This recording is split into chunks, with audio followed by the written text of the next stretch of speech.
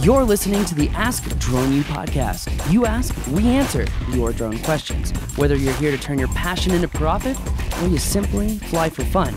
We're a community of learners and teachers who aspire to achieve greatness. We are Drone U. Hey everyone, welcome to another fantastic episode of Ask Drone U. This should get you energized, right, Rob?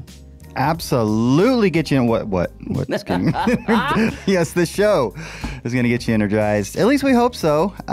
In what way, I don't know. I mean, I hope to get some comments and thoughts from y'all after this particular show. Of course, we always hope that, but perhaps with this one more than others. Anyways, thank you for being with us. I'm Rob. Very glad that you've chosen to spend a few minutes of your day with us.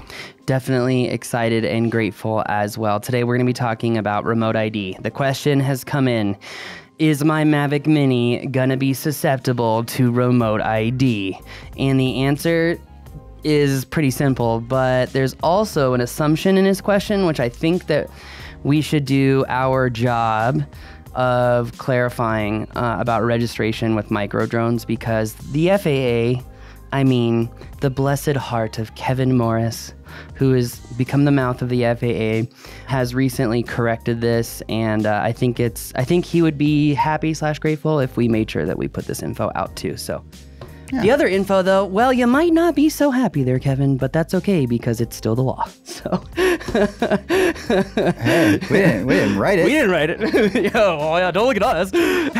As 50 Cent says, don't shoot the messenger.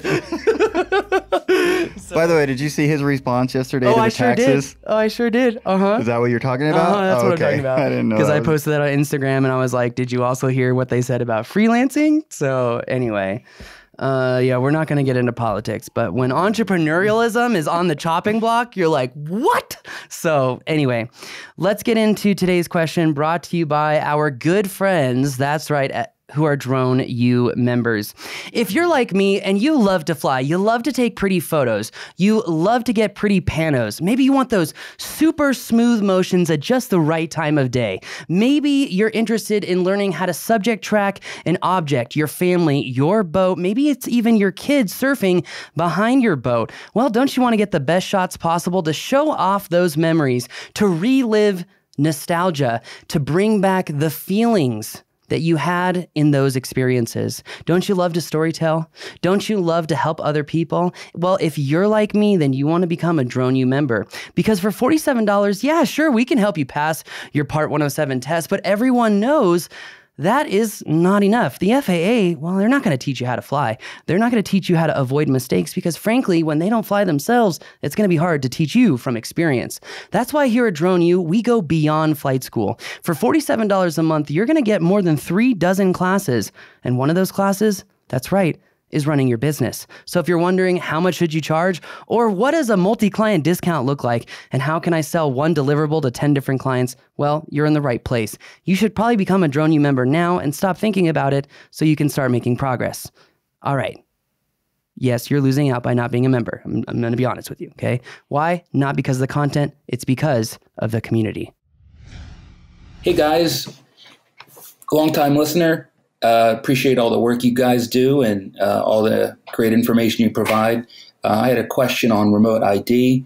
I currently have a Mavic Mini and was curious on the situation with remote ID, which I know you've spoken about previously.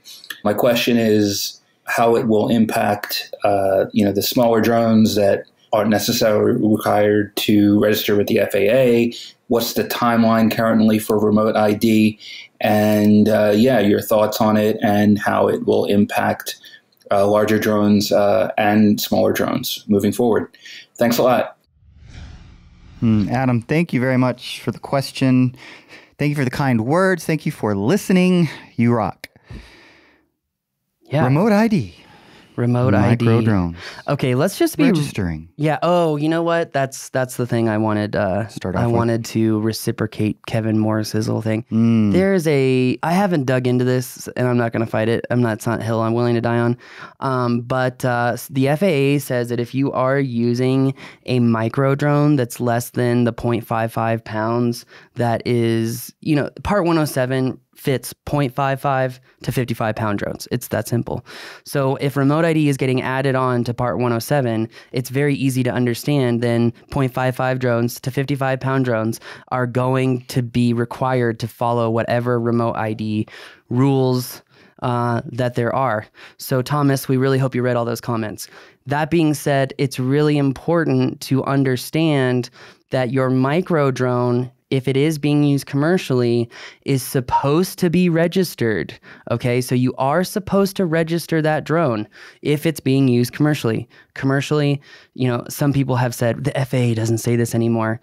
They used to say it. It's very still relevant, but the furtherance of a business, right? Mm-hmm. If you are making money, you help someone else making money. If it's an organization, if it's a nonprofit, that is still the furtherance of their organization. So you do need a commercial license to fly.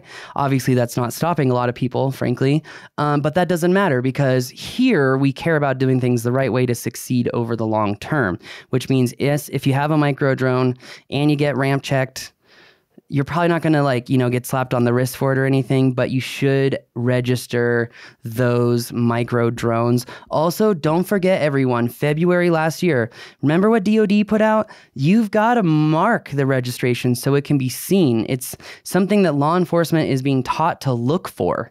So I think it's our duty to make law enforcement their job easier. Frankly, you should want to too, because if you can avoid conflict, then everyone wins. And mark your drone. Now, when it comes to remote ID, will micro drones or drones that are below the weight threshold of Part 107 be subject to remote ID? Well, I don't play a lawyer on TV or radio. I am the son of one, and that doesn't mean much. On a podcast sometimes. Yeah, But this is not legal advice. But it is my understanding that if a drone does not fit within the regulatory framework of 107, then it would not be required to follow remote ID rules. Meaning, if I'm flying a micro drone and it's not subject to Part 107, then no, it would not be subject to remote ID either. Now, very important. Have you noticed, Rob, all the new drones that came out from DJI this year? Except for one. Are they all micro? They're all micro. Think about it. Mavic Mini 2, which we're supposed to get here next month, that's a micro drone. Yeah. DJI FPV drone, that's a micro drone. The only drone that... Is it really after you put a battery on it? This is speculative. Okay, this is speculative. Okay. This is rumor, but the rumor is yes. Okay. So, yeah, and our famed rumor guy has actually said, yeah, that's true. So we will see. We don't know. Thanks for correcting me. And hey, it's speculation. Okay, we're not there yet. That being said, it is my understanding that a micro drone does not have to comply with remote ID unless they change something. So we might have to... obviously the final rule's not even out, so... So yeah, we're kind of talking ahead of cart before the horse here, people. Yeah, for sure. So I want to back up just a little bit and clarify something that you were talking about relative to registering your micro drone if you're using it commercially. Mm-hmm. So if you're using a micro drone less than 0.55 and you're still filming commercially, it's then subject to Part 107 as well? Yikes. Yikes. I'm not a lawyer. I don't know. But it's my understanding that if that drone does not meet the regulatory framework of Part 107, then it would not be subject to additional regulations within or added to or augmented by 107. Yet they said it has to be registered if it's being used commercially. That's a whole lot of... Agreed, Rob. Agreed. Okay, I'm just trying to clarify for the listeners. Hold on, man. Are you trying to say government makes sense? I'm trying to get... Everybody know government does not make sense. We're looking for some clarity. Not Claritin. Some clarity. Oh, geez. That's all. Oh, man. I just have to say that I find all of this funny because you hit the nail on the head. You're like, well, wait a minute. And that's why I said this is not a hill I'm willing to die on. Yeah, I haven't looked into it. It's not something that I care too much about. I do care, though, about our ability to choose the aircraft that we want to fly. Mm-hmm. I do care about kids being able to learn how to fly because it's going to open doors for them. Kids learning how to build drones is going to maybe inspire and motivate them into going in some career in math, science, engineering, whatever it is, right? And so remote ID could really squash that. I mean, when you talk about the fact that America has fallen behind, I mean, this isn't new. This is decades old at this point, I think, this news, but fallen behind in terms of STEM, right? What a phenomenal way to get kids back into STEM. And so I don't want to ever overstate an issue, but that could potentially really be hindered. The drone industry could also be a phenomenal metaphor for how we are our own worst enemies, and how the problem of America falling behind is not a decades-old issue, but actually a regulatory issue that is here, and it's now, and it's today, and we are still facing these issues. And I finally now have the ability to explain why regulators who do not fly drones practically are actually leading the market into a very questionable place. And we're going to put out that story. Wow. That's all I got to say is wow. I mean, like when I connected all the dots, I was like, this is finally how we're going to connect with regulators. Like, look, if you don't fly drones, really, you're not going to realize these problems and you're not going to know how to solve them. So when some manufacturer hypes up their stuff and says it can do X, Y, and Z, and then you're going to make an entire industry decision based off of that assumption, you could hurt a lot of people. And so I think it's our purpose to put out that information in an effort to try to correct coming rules. But this is another, micro drones are the way to fight remote ID. I want everyone to know that. Look, I want you to know, go out and buy 5 Mavic Minis and fly them as much as you can. Because guess what? The genie's already out of the bottle, and the more and more that we show rather than tell, the more and more weight that our words are going to have. And so my point is to not get everyone up and protesting and whatnot. That's not it at all. I don't think that's actually very useful nowadays anyway. My point is to be nice, educate, and say, hey, look, if you're going to go down the road with these rules that are going to make flying less safe, we know it, and you're not smart enough to realize it, we're not going to comply. And now we have a way to not comply that's legal, which is, guess what? Micro drones. So I'm going to buy like 5 Mavic Minis. I don't care how shitty the footage is.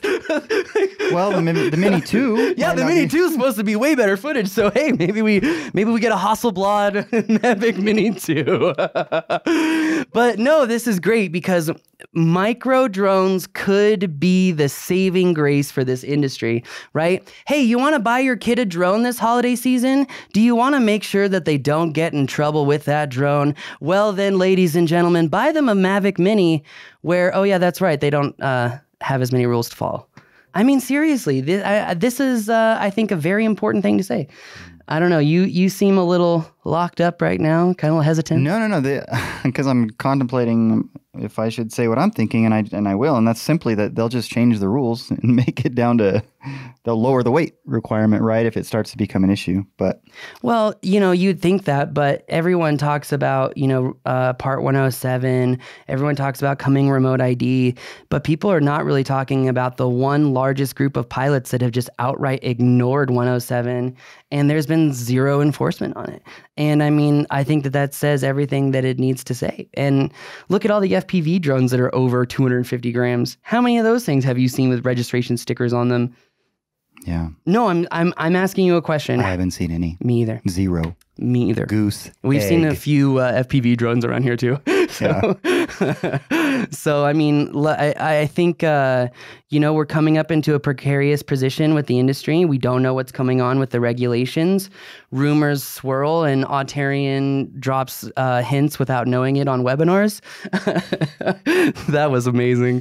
And frankly, I think it's our responsibility as pilots to say, you know what, guys? At some point, it is patriotic to say, no, government, I am questioning you because what you're trying to do is defeating your purpose. What is the FAA's sole goal? And by the way, this could be the lawsuit against the FAA to take drones away from them. What is the FAA's sole goal? It is to keep the national airspace system safe. That is literally their doctrine. Guess what? My family won hundreds, if not thousands, of lawsuits against unions, specifically central states, proving that the unions were not actually doing what their intention was. And literally that's how he won many of his cases.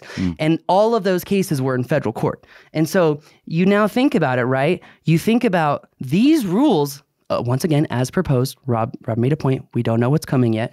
These rules, as proposed, not only make it more dangerous to fly, not only are just absolutely ridiculous, not only kill STEM education, not only kill the ability for kids to learn in a way that's fun, not only kill 60 years of AMA of people flying, remote controlled planes and whatnot.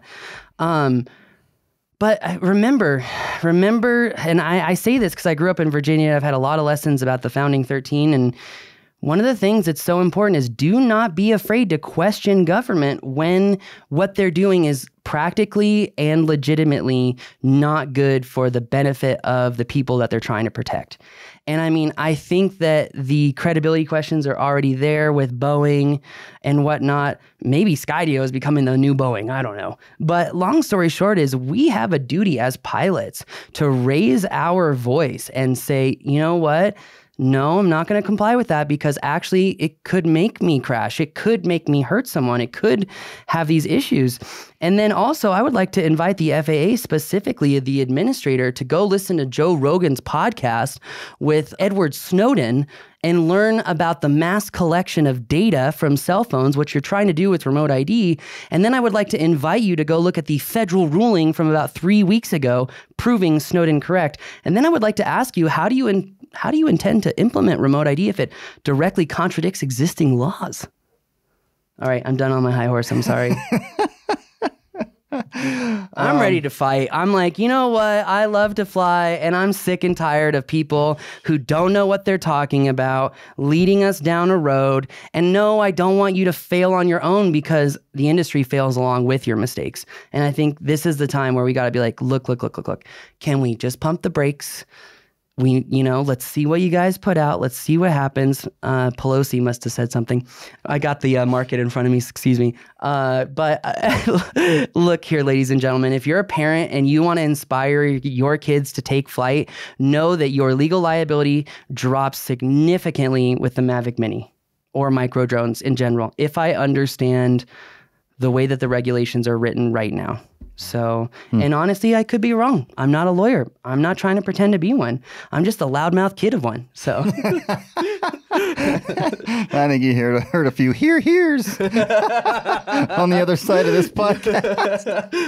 Oh no, but what I would say, and I think y'all believe this, understand this, and that's your heart's in the right place, and you just want what's best for the industry and all the pilots involved in the industry. Yes, but now I can prove that the lack of practical information might actually cause serious harm to the industry.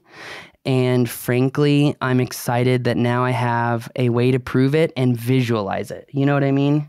Like, I think it's when you're in school and you hear something, you're like, oh yeah. And then they tell you an analogy and you're like, oh, I think I finally have the, oh. Interesting. And my goal here is to help the industry. It's not to smack anyone at the FAA on the hands. It's not to rub in your face the lack of entrepreneurial, practical ideology that you don't showcase. That's not it, right? My point is to say, look, I love to fly. I know flying very well, and I want to help other people take flight.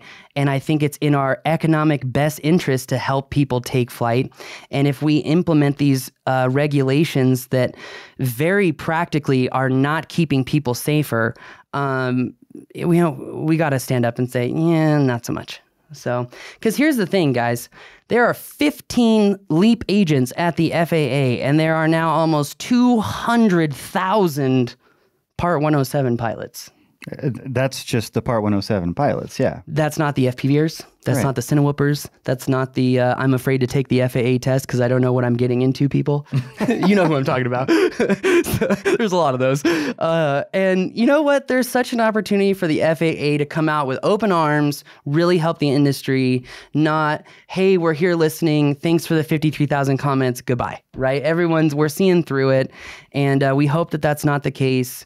We've got a strategy now moving forward, and we also know of other people that have a strategy. It's the one thing giving me hope right now is is, government agencies, they try to create great regulations. And frankly, I've met more people in government that have given me hope in government than anything else, which is why I'm like, I'm going to keep banging the drum. I'm going to bang it a little bit stronger, but not so sharply. It's going to be more of like a deep bass tone, right? Like, you can't ignore this. You can't ignore this. Well, I think you make a good point. I think there are a lot of people that are involved in the regulatory side that they're trying to do what's best for everybody involved, including the industry as a whole. I hope that's true. I don't believe that. I know you don't. So maybe I'm an optimist, perhaps naively so. No. What is one of the 7 successful traits of successful entrepreneurs? Unrealistic optimism. There you go. On that bombshell, that's going to do it for us. Rob, I'm grateful for you. You too. Grateful for you guys out there and girls. astronew.com. Please send in those questions. Goodbye.